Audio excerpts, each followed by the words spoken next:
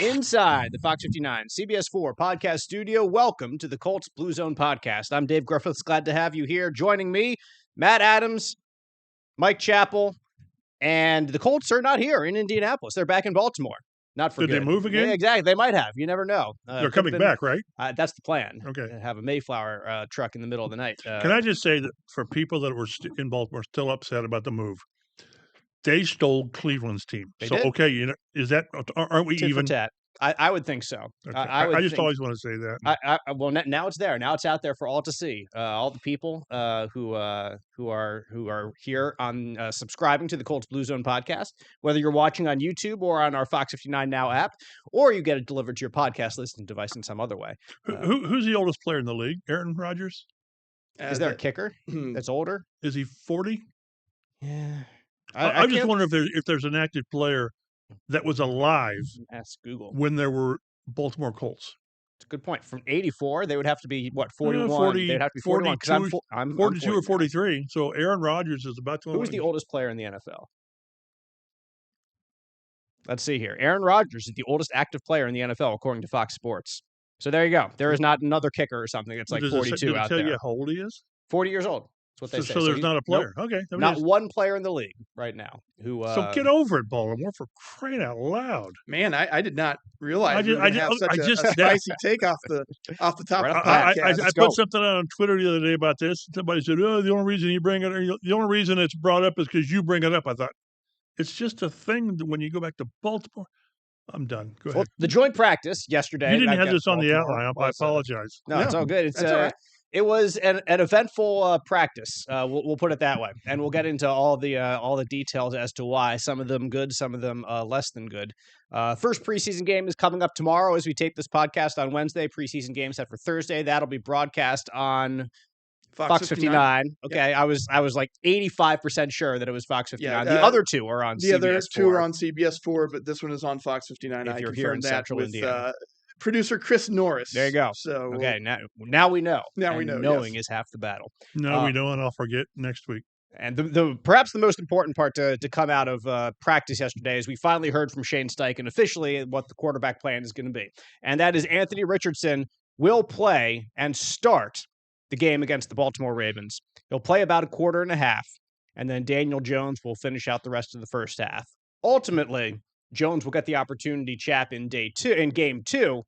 But for now, the first look goes to Anthony Richardson. And I thought it was 6-1, half dozen to the other what they would do. I wasn't sure going into his announcement, to Shane Steichen's announcement, because Daniel Jones took the first snaps of camp with the first team, even though they did split between the two. But Anthony Richardson has been just as good, I would say. It's very, very even between the two. And since he has been just as good, there is no separation. He's kind of the incumbent at that point. So like I said, there were reasons to go with either one. If they were kind of putting Jones in that place in the first place and no one had jumped over him, then he would get it. But if Richardson was still technically the incumbent and he was just working his way back at the beginning to since he wasn't fully involved in the off-season program, fully on the field, I should say, in the off-season program. That's a little bit better, better to put it that way. But like I said, now we know the truth, and it's going to be Anthony Richardson out there for game one with starters. Yeah, and I don't think that it means the fact that Richardson this week and then Jones the second week. I don't think that means anything because they have virtually split reps in practice, almost to the snap. I do think that because when we asked Shane Steichen this past week was what's going to go into the determination on your starter, and he said, well, it's a little bit of everything. It's everything, and do the games mean more? And he sort of said, not really, but they do. Doggone it, they do.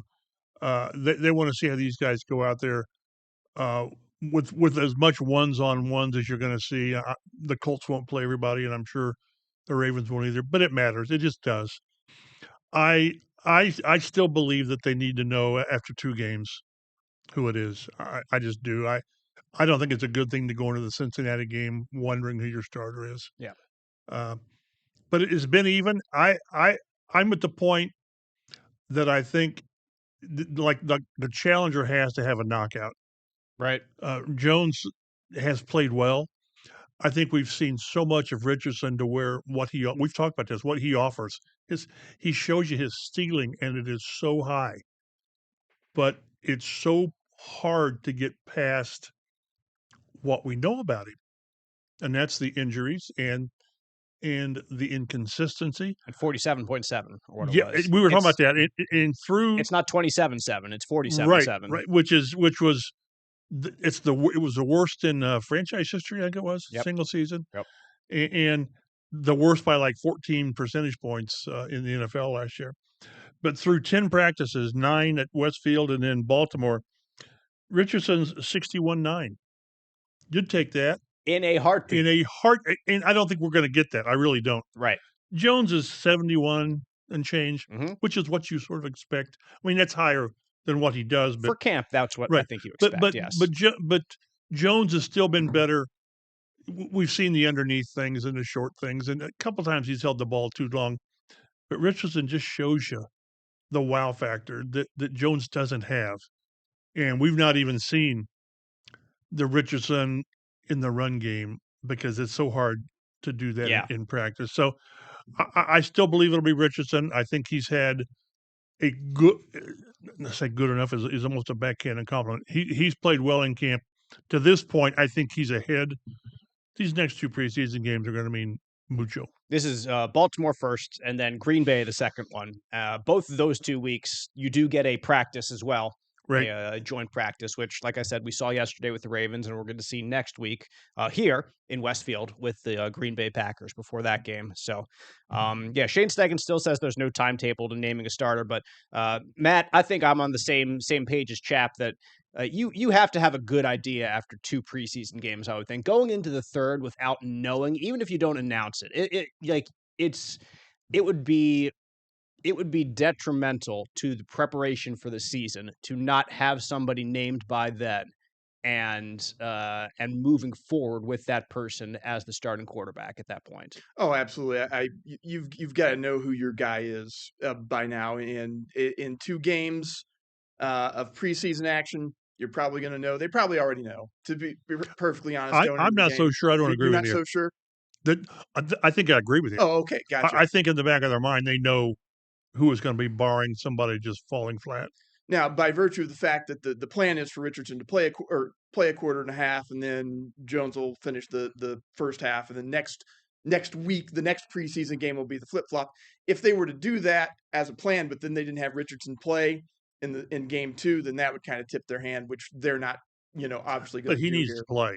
And he does need to play. I mean, that's the crux of it all, right? Yeah. We need reps. We need playing time. We need to get him some more experience. Well, you got to stay on the field in order to do that. And that's where he's fallen short. If, as you say, Mike Chappell, the Colts have an inkling in their head right now who the starter is, that can be no one other than Anthony Richardson at this point. I agree. Yeah. Okay. Yeah. I was just making sure that was crystal clear. I don't think they can think, this Jones had a great maybe camp. It's Jones. No.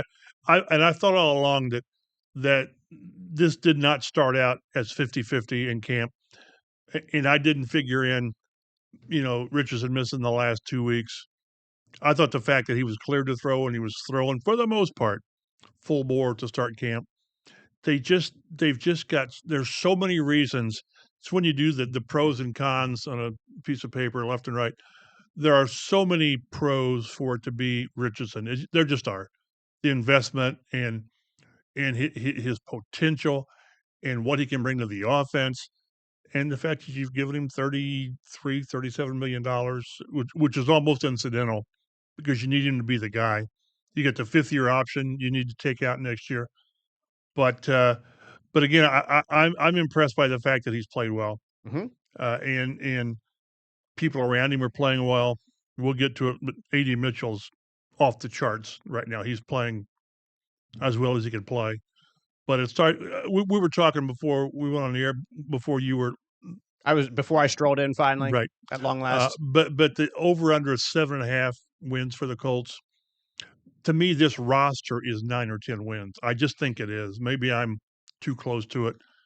But when it relies on the quarterback, how in the goodness can you bet your money on the over? Mm-hmm. So I'm really curious, and a strong season by Richardson, meaning 15 games of playing well. This is a playoff team, and it may chase Houston for the division, but without the quarterback, they're not. Here's what I'll say about the roster and the talent, about your idea that this is a 9 or 10 win team. I think, and I don't mean to be disrespectful to you at all in this, and you know that, but I need to say that for the benefit of everyone else out there. But like, I think that you have covered this team for so long that you've seen such great quarterback play over and over with both Peyton Manning and Andrew Luck, that you have seen how the quarterback can rise a decent team up to 12, 13 wins a year, or Luck at least to the 11 or 12 win plateau.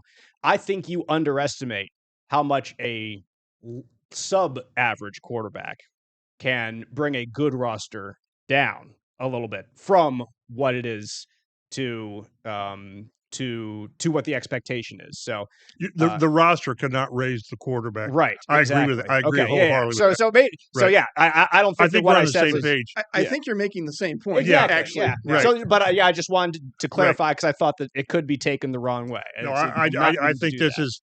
I like the roster. Injuries are going to be a problem because you have a couple of key injuries, and we'll talk about one a little bit later on. Yeah. But then it's a game changer. But then I look across the league, and there was a note came out today about Matthew Stafford with his back. He's having epidural shots. Folks, I've got a bad back. I'm telling you, it's the worst thing you can have because if you can't fix it, it doesn't go away. Nope. And don't tell me that a quarterback getting an epidural to deal with disc problems is a good thing. No, it's opposite. not. No. So, everybody's got things they're dealing with, whether it's holdouts with Jerry Jones doing stupid things in Dallas. But injuries. Tell me how you really feel. Injuries are going to happen. You just got to hope that it's not the 5 or 6 players. We had, when the running back, the guy that blew out his knee in practice the other day, Ahmed. Savon Ahmed. Yes. And it's awful, but when you do this often enough, when you can't see who it is, you start checking numbers of guys standing up. Right. Well, it wasn't. Like, where's 28? It wasn't Ed Jordan. It wasn't, freeing your mats. It's awful, but you're going to have injuries, and that was a horrific injury to the running back. It was. But you just have to cross your fingers and hope you don't lose really important core players early. Matt, can we talk about that right now? Can we jump forward to that in the rundown? Yeah, okay, cool. Yeah. So since we've kind of made it there, we'll jump forward a few spots and then head back in the rundown. But secondary issues continue to be a concern. Injury strongest issues position of the team depth wise, and like when you say, "Oh, we can afford to lose a guy for a little while," and that's when they get you because then all of them go. Right. And that's what happened to the Indianapolis Colts at defensive back. Last week, we talked about injuries to Juju Brents and to Jalen Jones. And now Justin Walley has joined the Colts injury list at cornerback. He left the joint practice with the Ravens with a knee injury. He was seen with an ice wrap on his leg afterward. Now, the Colts are thin already with the injuries before. And Charvarius Ward has had some leg tightness. And you're not going to mess with that during preseason. No, and especially when everyone else is hurt. You're like, you need to be bubble wrapped to get to the season. We know what you can do. But Justin Walley, knee injuries can be really tricky, man. And if you even if it's just a strain, which is a sprain, which is a tear, technically, which is some level of tear, as Will Carroll always says, injury expert, Will, who does great work with injuries, who we've talked to many times and we've referenced to on this show before. It's still a tear, and that needs to repair. And if you're a corner, your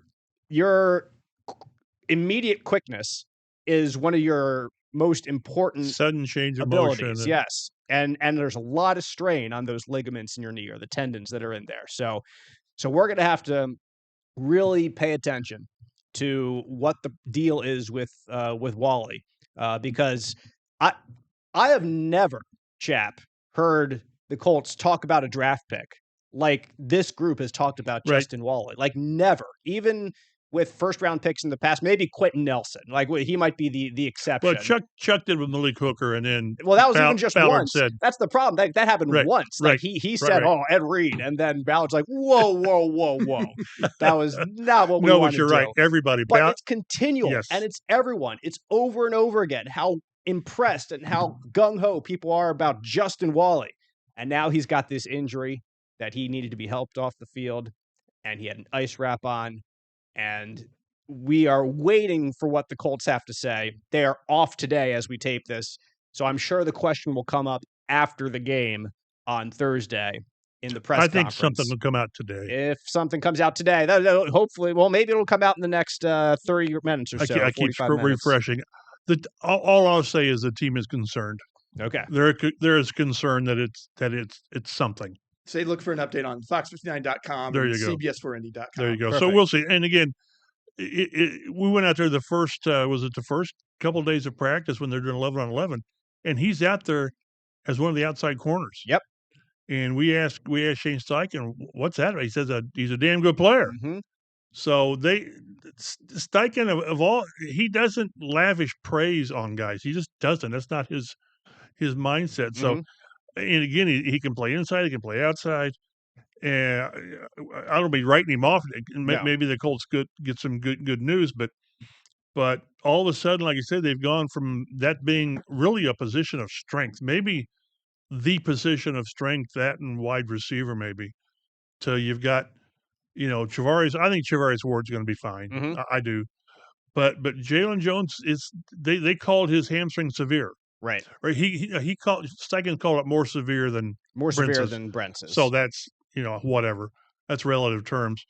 But it's never you use the word severe, though. I think a coach that is trying to downplay it would be like, I think he has it a little worse. Like you could say something like that. Severe is a word it's again, and that's where we are with the media, with coaches and teams trying to. You have to read into everything. Well, and when there are some red flag words, and that's one of them. But we'll see.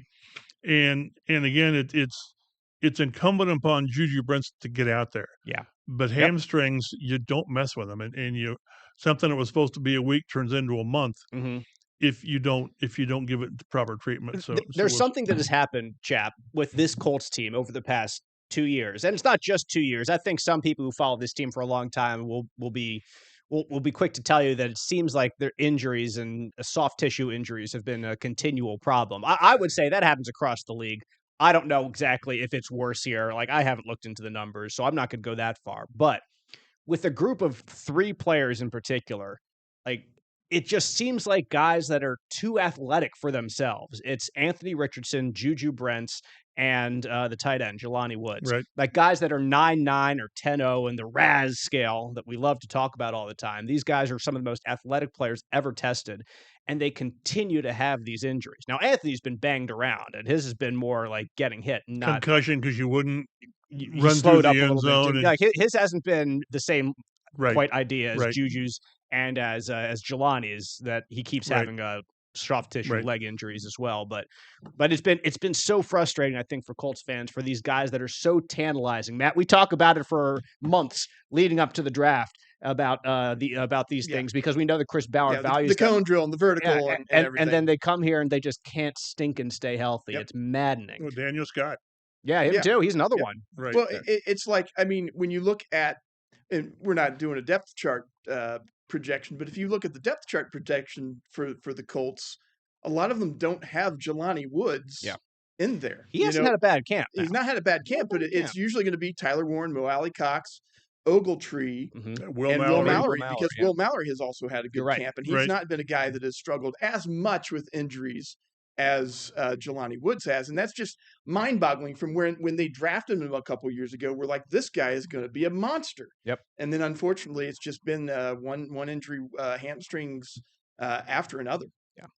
The good news, Colts fans, is you're going to still have probably Charvarius Ward and Kenny Moore on the field at the same time. Those are pretty darn good corners, and you can call them 1, 2. I know people hesitate to call Kenny Moore the 2 because he's a nickel guy, but Kenny's going to be out there all the stinking time.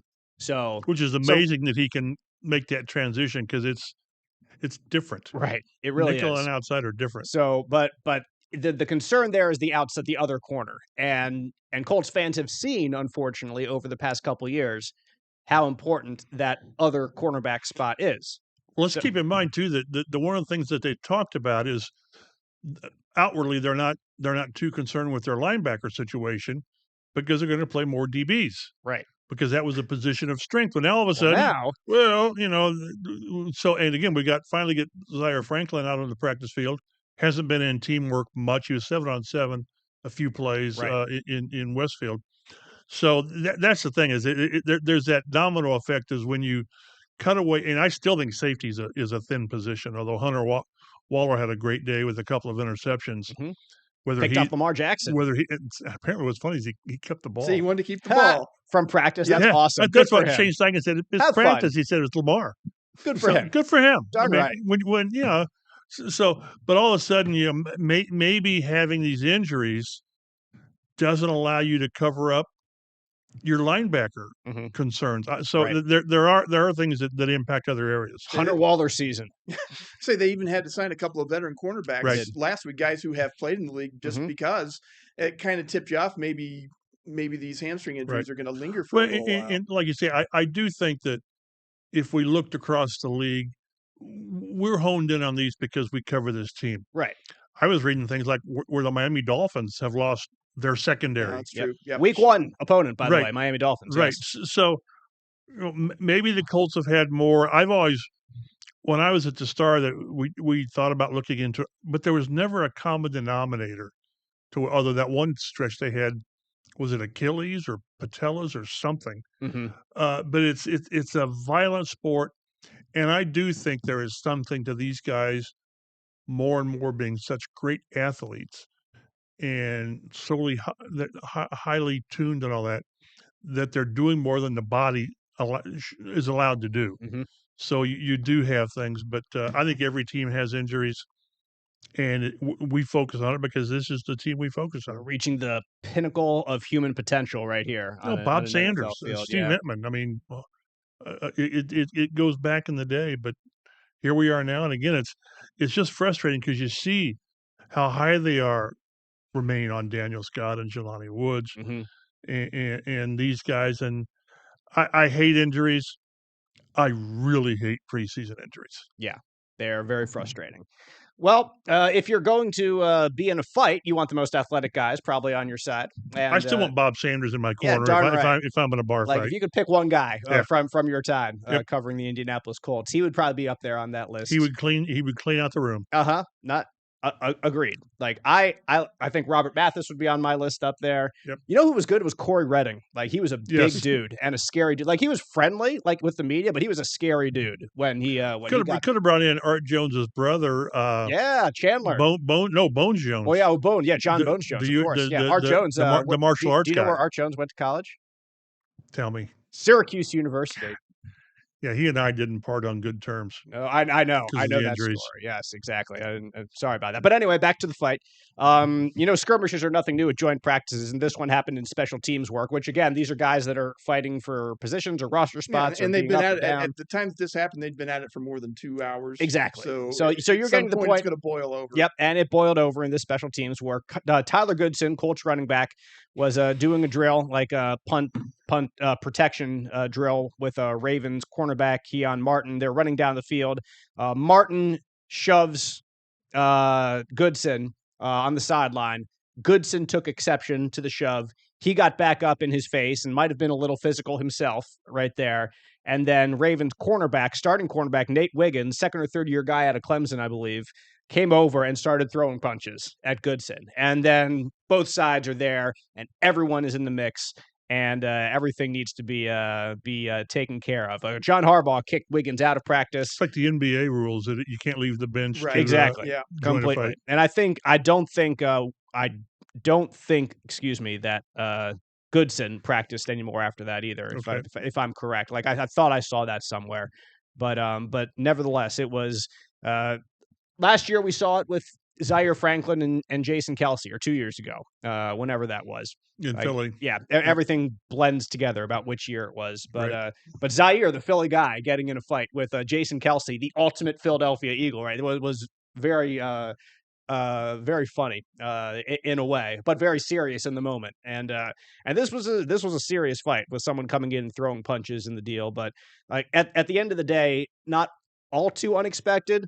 Although, as John Harbaugh kind of referenced, you'd hope that you use these opportunities to practice how you would handle something similar in a game. And this is not how you would handle something similar in a game. After the practice, Shane Steichen told the media that when we have our meetings, we say we don't fight. But they I think coaches really want some level of skirmish, yes, push and shove, and yes, some harsh words. Agreed. But then they want it to stop there because needs to be a line, because you're trying to build that type of physicality and we're not backing down. You know, a couple of years, it's been 3 or 4 years ago, and I'm sure it was Baltimore came in here for joint work. I'm sure it was. Mm-hmm.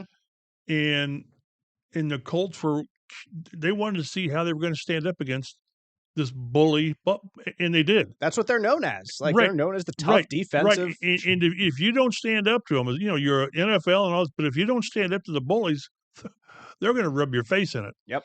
So, and Shane Steichen has talked from the start that they want to have a more physical team and intensity and all that. And it's one of those where, again, like the way Quentin Nelson plays, he doesn't play to the whistle. He plays to the echo of the whistle because that's how you do it. Mm-hmm.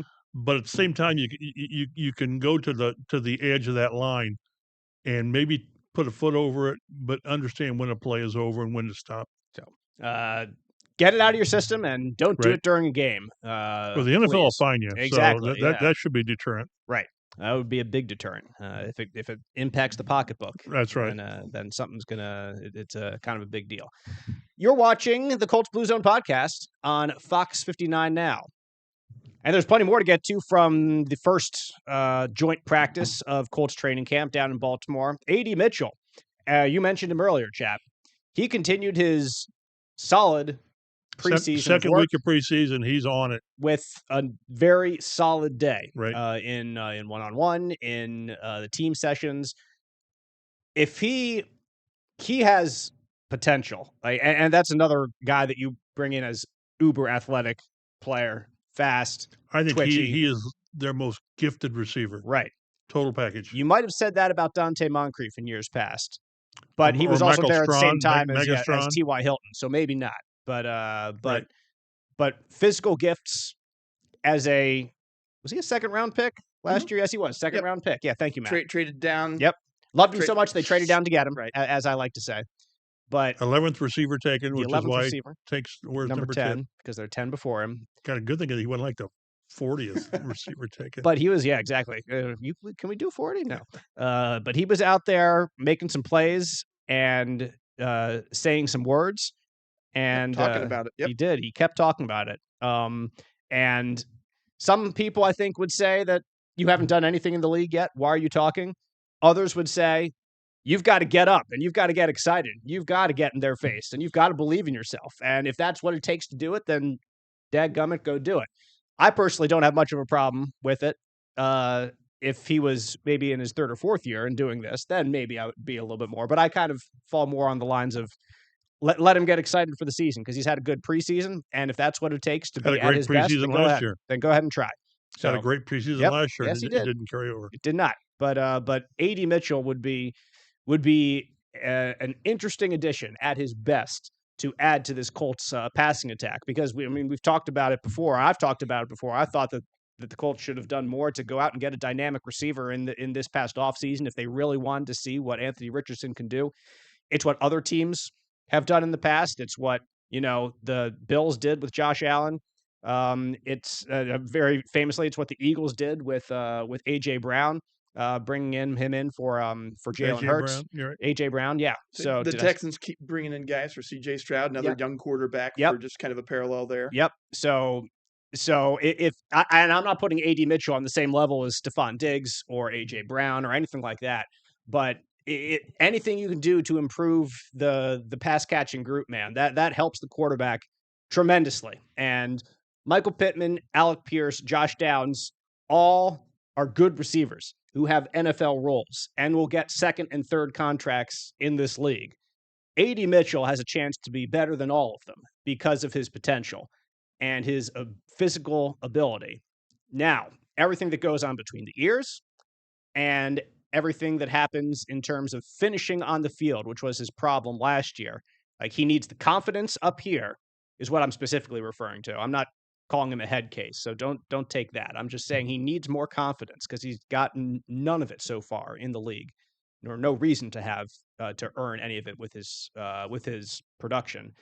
But if he gets some of that and he just takes the next step toward finishing football, which is you can't just get in position. He's 22. Right position. He's 22 years old. Turns 23 in October. If you can finish those plays, like he would be a heck of an addition to this Colts receiving room and also to Anthony Richardson's benefit himself. Very slow start to training camp. The first week he wasn't good. It would just we can word salad. He wasn't very good. He 2 or 3 drops, had a fumble, and now ever since they put the pads on, the lights come on, and by all accounts, all the reporters that were there said he dominated. He was the dominant player from both teams. So that's nothing but encouraging. I tell you, Reggie Wayne put out a tweet yesterday. I think it was with the mime where they just sort of like, shush and keep the noise down. And I'm wondering if that was for all the talk on A.D. Mitchell is let's tell A.D. Mitchell not to listen too much to what you could, because a lot of times those of us in the media, what happens is we build guys up to tear them down, which is not a good thing to do, but it's part of what goes on. And if anyone can get the best of A.D. Mitchell, it'll be Reggie Wayne. He will. And what's going to be interesting is last season was one of the worst seasons by receiver in a long time. He had a 41.8% catch rate percentage. That was worse in franchise history for the Colts single season. Too much of that going on last year. And it's a long history. And it was the worst in the NFL since like 2018. Kelvin Benjamin, I think it was. Oh, boy. So he had his chances. He had 55 targets, which as a rookie with that lineup, I can understand it, although he had no tight ends to throw to. So, but now in year 2, let's say he just continues this on and he goes into the season gangbusters. He's still the 4th receiver. Right. And Tyler Warren's in there too. I was going to say 5th if you put him more. So in a team that's going to run the ball, so what are they going to throw? 54%? I don't know. It's not going to be 50-50, but you're going to run a lot. So they're just not going to be 600 passes thrown around by this team. Right. So he could have a harder time getting the numbers he wants, but still have a major factor. Because if the 3 guys in front of him stay healthy, it's going to be hard to get in there. What he's got to do is be capable of going in for Pittman. Yeah. Or in the slot with Downs or with Pierce. So he's got a little bit harder adjustment maybe to make during the season. But what he could do to this offense, you can almost say he and Tyler Warren would be new options in his offense because it just didn't work last year for Mitchell. And what we've seen so far, the light's kind of gone on.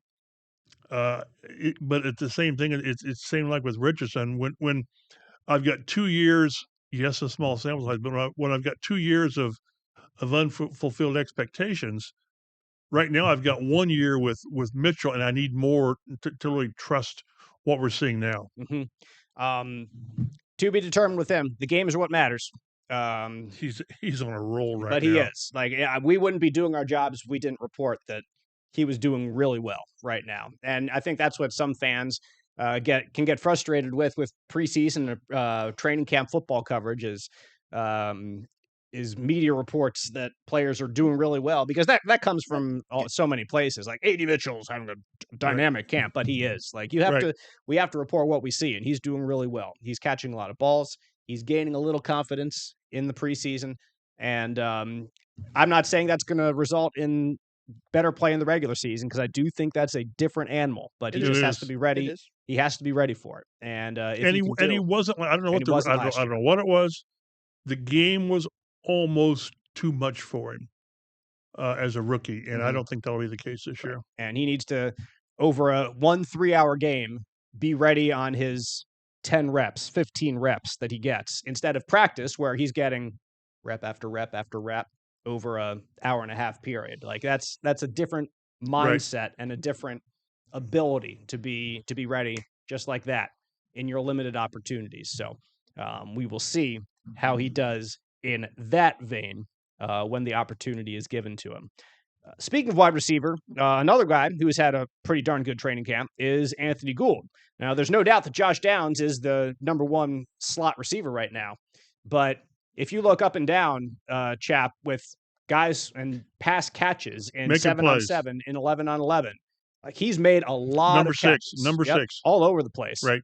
And if you're Gould, we spoke to him at the night practice. I remember because we got him done just before the fireworks started going off, and then Grover Stewart came up during the fireworks, the interviews, which was fun. But Gould was like he's a quiet guy. He's like more quiet confidence. He's not a talker. He's a grinder more so, and for being a small guy he's always practicing returns, like punt returns and kick returns. He's your top kick returner. Definitely. And he was very, very good at that in college. And he's going to have the opportunity certainly to do more of that this year.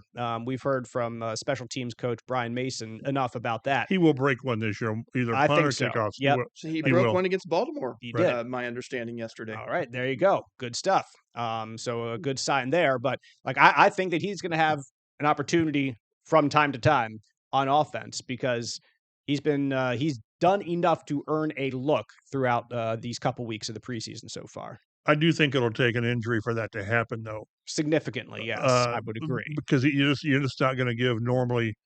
If you give one of these top three guys a break, it's going to be A.D. Mitchell going in there. But still, the value of having someone like him, who he's your kick guy, but boy, if he goes in there, he's got a chance to. Mm-hmm. It's not too big for him, like I said. Right. And again, Ashton Doolin is in there as a fifth guy, and he's had a good camp. Mm-hmm. So I think it's encouraging. Again, here we go talking about the strength of a position, and look what happened in corner. Well, this is as strong of a receiver group as I can remember, going back probably into the mid-2000s with Reggie and Marvin and Brandon Stokely and whomever the fourth guy was, Troy Walters or whatever. So it's a good group. I agree. And they'll take offense to it. I wish they had that guy. Mm-hmm. I do. But there's only, how many guys are there? 6, 8? Right. I mean, I would agree. So, you know, they're fewer and further between. 25 teams want that guy. Could trade for Terry McLaurin. Indy's own. I'd give up a second round pick for him. Yeah, I would. Then you have to pay him $30 million. I'm not sure if I'm 30. I don't know if he'll take $30 million, but that's the thing. So I like the group. I wish, and I think what's really good about the group, the way they've structured it, mm-hmm. is contract wise, they're stair steps. And if they are so inclined, they could allow Michael Pittman to walk in after 2026, I think it is. Because you got these other guys waiting for their contract, Alec Pierce, right, and then Downs, and then Mitchell. So I like the group. I wish it had the guy, and they just don't. And that's most teams don't have the guy. And I think one thing about Gould that there's maybe a question here on the preseason, Matt, is something that Chap alluded to, the addition of Ashton Doolin to that group too. Mm-hmm. Like you knew Pittman was getting a spot on the roster. You knew the same for Pierce. You knew the same for Downs. And really, you know that Ashton Doolin is too because of what he does on special teams. You got to have him on special teams. He's one of the best gunners in the NFL. And they'll keep 6 receivers, and 2 of them are special teams. No question. Totally matters. So Gould is going to be there for, like, there are 5 guys right there that are 100% sure.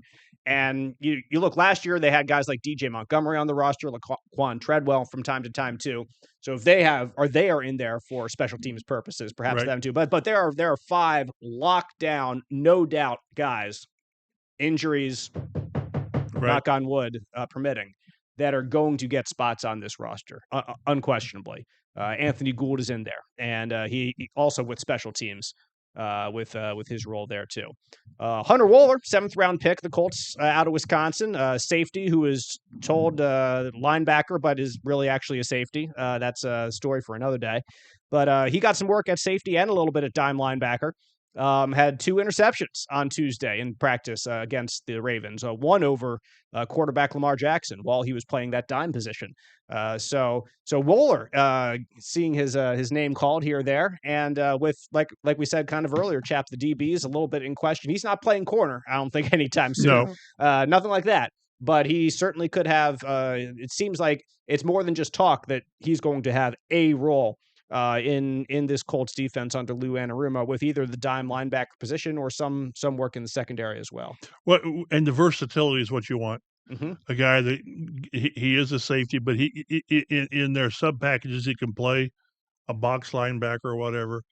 And it's funny they've just this is another guy that they really were high on. I understand it's 7th round pick. Mm-hmm. How high can you be? But they like this guy. They think he does bring the versatility, and I still think that's one name that we really haven't heard much in camp is like a Rodney Thomas. Right. Well, maybe that's because more of what Hunter Wohler's been able to do. So you have to hit on 3 or 4 of these draft picks. You just late draft picks. Yep. You just have to. I'm not saying they're going to be Zaire Franklin where he's going to lead the league in tackles or whatever. But that wasn't until 4 or 5 years in True. his career, Right. of course. Special teams. Yeah. The first 3 years, you're special teams. So another good player. And that's what's kind of cool during training camp is watching these guys. And again, is the game too big for them? Most of the time, 99% of the time, it's not. Yeah. Because they're here for a reason. So another guy, he's not on the list.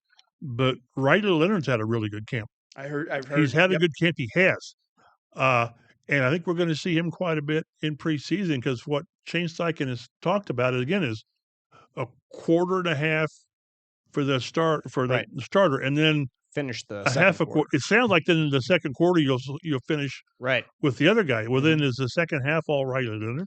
Like at that point, you're probably taking out the first string offense. So what's the point of seeing Daniel Jones or Anthony Richardson with the second string offensive line? Do you keep the first offensive line in there the whole first half? Maybe. I don't want. I don't know. I don't want one of my top 2 quarterbacks out there although by that time, Baltimore and the Packers, they'll be subbing as well. They will be, yes. So it is apples and apples, but that's fair. So, but it's really cool to see some of these younger guys that people don't know a lot about. They just keep popping up, and you just keep noticing them. Justin Wally. Yep. So people like that. So it is that's one of the cool things about training camp. Wohler's second interception came off a tip pass from linebacker Cam McGrone. Lawrence Central, stand up. He's actually listed as the starter in the Colts' first depth chart. Cam McGrone is alongside Zaire Franklin. So ahead of Carlisle. Yep, some kind of a competition there. And Carlisle has been injured. He's been out for a couple of days, and he didn't practice on Tuesday down there in Baltimore either. And they haven't said what. I don't know if it's related to the shoulder surgery that he had or I if it's something didn't else. think so. Because I looked around and most of the things I saw were like undisclosed or didn't say or anything. But Carlisle has not practiced. Yeah, but Cam McGrone has stepped up in there to that role for now. Still plenty of camp left to determine who's going to get that spot. The depth chart was not too crazy. Well, I'll touch on that since I just mentioned it. But the either or was Anthony Richardson or Daniel Jones. We've had that last couple of years. Yeah, we had that last year with a couple of the offensive line position last year. Okay.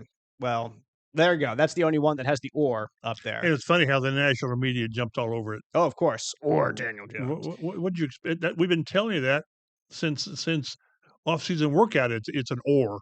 It's funny. I was talking to a friend from back in Tallahassee, going back and forth with him on Twitter a little bit about the or in there, and I remembered back in 2013 the or down there at Florida State in Tallahassee was at quarterback as well. It was Clint Trickett or Jacob Coker or this young redshirt freshman named Jameis Winston. It was and it was a three-way or. Three-way or. And it turned out okay at the end of the day with a Heisman Trophy winner down there and a national championship in the final year of the BCS. But if only we could steal some of that mojo here, that the or would translate into such a performance at quarterback this year. That'd be something special. Tanner Bortolini also listed as the starting center, by the way. There's no or. I was a little surprised there wasn't an or there. I thought there would be two ors. Because they've been splitting as much as the quarterbacks have. So they've pretty much alternated, haven't they? Right, except I think the last 2 days has been Bortolini. Mm-hmm. So maybe that's one where they've decided. Yeah, and once you decide, you need to give. It's not like this is a 5-year vet. This second year. So again, I think it's great to have open competition, but when you know what you've got, then let that guy get the majority of the reps. Some pass rush flashes down in Baltimore as well. Latu has had a pretty good training camp himself. Everything comes to finishing. Like we talked about this with Adonai Mitchell, with AD Mitchell. Like it's the same thing with Latu. Like he can flash all he wants, I think, at this point of the year.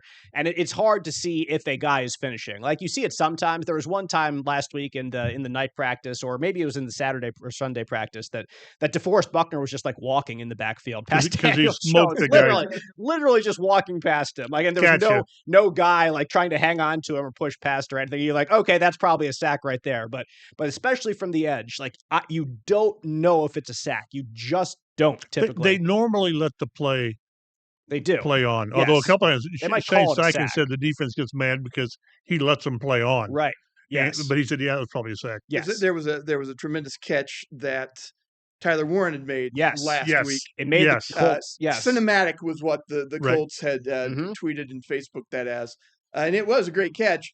But all of the defensive players were like, that would have been a sack, and that should not count. Probably would have been, yes. But it was a heck of a catch. It was great one-handed tip to himself type of deal. Best catch of camp so far. So Latu's got to finish. He's got to stink. And also, AD Mitchell made a catch that day that was kind of one-handed deep in the end zone. That would have been the best catch of camp if not for that. You wanted to throw that out there. Another AD story. But Latu had a good day against the Ravens. Grover Stewart, Kwity Paye. He's had a good camp, Latu, yes, he has. Yep. So there's... we're building up the expectations. The fans getting excited. I think based on what we've seen at camp, there's reason to get excited. So I wouldn't be telling you otherwise if it was the other way around. Like I try to temper expectations sometimes. We mentioned how the linebacker core is concerning. Yes, and all of a sudden the depth. Not the depth, but the I talk about offensive weapons all the time, like and outside receivers. So, but but there are some guys that are. We're here on Twitter. Well, you guys, you're charting these passes. Well, that's what we've got. That's what we've got to go on. So, I think we've done a good enough job of pointing out guys playing well and guys who haven't played. We've harped on A.G. Mitchell's first week a lot that he wasn't playing well. No, he was not. So, and again, it's the eye test. And I think overall, we were talking again, because, that was just a joint practice against the Ravens. I would rather be sitting here talking about the Colts playing really well and probably winning the day on both sides, as opposed to, man, they looked like crap out there, didn't they? Yep. So, and next week against the Packers, these are quality teams, and they've got as much to get done as you do. So I think when you go out there and play well against them, it bodes well. One thing I didn't see, and I wish I had asked one of the guys who was there, is in the 2-minute drill at the end of the practice, Richardson had took a couple of sacks, and then the Colts missed a 50-yard field goal at the end of it. And I don't know who missed the field goal because field goal kicking has been very spotty so far in training camp. Yes, it has. So we've seen both Spencer Schrader and Maddox Trujillo missing some field goals here and there. Like, they've both missed one or two during their. Trio's missed more than that. He missed like a 31 and a 41. It sounds like Schrader has been he's got more consistent. Brian Mason told us that in their charts, in their kicks, that Schrader was 87%. Okay. And the rookie was 74%, which isn't good enough. Big difference. Right. You would say that Schrader has a leg up in the competition. Right. He's kicking it. And Schrader, it seems like the misses, he has hit some of the 50-plus ones, but he's also had some misses that have been from 50. Whereas with Trujillo, from some of the reports that I've read, he's been missing those 40-yard field goals and stuff. And that's got to be automatic for you at this level. Right. And that's going back to Rodrigo Blankenship here was kind of the frustration that those middling, like the 40 plus, 40 to 49 was the range. That one in Buffalo was another 40, I think it was short 42 40 or something. 43. Yeah, like, something. yeah. Something along those lines. You've got to be able to bank on that. That's automatically 3 points. Yep. Colts at Ravens, 7 p.m. kickoff Thursday, airing here in Central Indiana on Fox 59. If you are here, be sure to tune in at 6:30 as well for a special edition of the Colts Blue Zone pregame show that'll lead you right up to kickoff. Live reports from our Chris Widlick on the field there in Baltimore before the game begins. We'll touch on this before we leave. Quentin Nelson is the Colts' top-rated player on Madden 26, which is probably no surprise. He's a 92 overall and is the only Colts player to earn a 90 or higher. I think DeForest Buckner would have something to say about that, and Jonathan Taylor as well. Those two guys are 88s, as is Kenny Moore, ranked an 88. Really? I didn't see that. Kenny Moore, Yes. Those are the three guys who are as close to the 90s. But Quentin Nelson gets top billing. Charvarius Ward, 87. Bernard Ryman, 85. Grover Stewart, 85. But Anthony Richardson, 72. Daniel Jones, 69. So that's I that's graduated in 69. It was the summer of I know it. Darn right. But for the youth who care about all those things, and they do. The players care. They do. Early access starts tomorrow, and I believe if you had gotten the deluxe edition or there's a combo pack with the college football game. If you got that, then you get early access to the game. So it starts tomorrow, and then on the 14th, I think is the official release date. So you get early access? I'm not. I probably won't play Madden this year, but I kind of do every other year on the sports games because there's just not. I'm not going to get on a rant, but there's just not a whole lot of separation from year to year on the games other than the rosters. And usually those games have enough customization features that you can, equate the roster to where you want it to be. I go back to the NCAA football games. Those were fun playing in a college dorm, and I played Madden back in the day, but I haven't played. I have definitely. I mean, it's silly, but I have definitely had more fun with the college football games than I have with Madden in a very, very long time. And this goes back. I mean, obviously, the college football game was gone for a few years because of name, image, and likeness and all of that. It just came back last year, but even back in like early 2010s or whatever, I really preferred the college football game. Overall ratings are important, but other specific ratings also under the microscope, like speed. And the two fastest Colts tied at 94 are A.D. Mitchell and Anthony Gould. So I think if you put them in a race, Mitchell would win.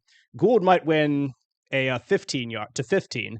But Mitchell was what? He was a 4.3 something. His straight line burst speed is insane. It was pretty darn good.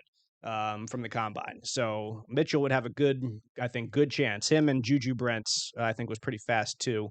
I don't remember if he was 4.3s. He might have still been 4.4s though. But so he had a great RAS. Yes, he certainly did.